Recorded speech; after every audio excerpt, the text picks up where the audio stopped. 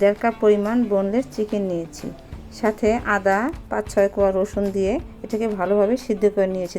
তারপর কাঁটা চামচের সাহায্যে আমি গোশতের আঁশগুলো ছাড়িয়ে নিয়েছি। সবগুলো আঁশ ছাড়াতে আমার 10 মিনিট সময় লেগেছে।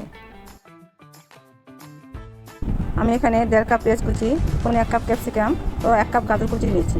গাজর আমার ফ্রিজে আগেই কুচানো রাখা ছিল।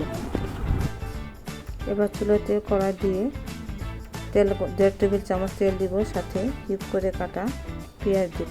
পেঁয়াজটা একটু হালকা নেড়ে চেড়ে নেব, সাথে দেব 4-5টা কাঁচামরিচ। তারপর একটু হালকা বাদামি করে পেঁয়াজটা ভেজে নেব। একে একে ক্যাপসিকাম দিয়ে দিব, তারপর দেব গাজর কুচি। তারপর আস্তে আস্তে একটু নেড়ে চেড়ে এবার দেব বুকের গোশত। তারপর ভালোভাবে একটু নেড়ে সাথে দেব গোলমরিচের গুঁড়া ও লবণ, পরিমাণ মতো লবণ দিয়ে ভালোভাবে ভেজে নেব। ভেজে নেওয়ার পর একটা বাটিতে নামিয়ে সাথে 1 কাপ মেয়োনেজ দিয়ে ভালোভাবে মিশিয়ে নেব। মেয়োনেজ কীভাবে বানাতে হয় আমার চ্যানেলে দেওয়া আছে। এবার পাউরুটির স্লাইস নেব।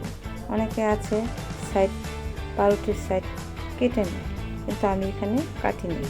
মিশ্রণটি পাউরুটির স্লাইসের উপরে স্প্রেড করে দিব। হালকা তেল বা বাটার দিয়ে একটু বাদামি করে ভেজে নেব। পরে মাঝখানে কেটে নিয়ে গরম গরম পরিবেশন করুন চিকেন ভেজিটেবল স্যান্ডউইচ।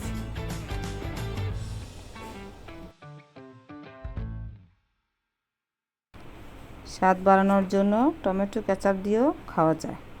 আপনি একবার ট্রাই করে দেখতে পারেন।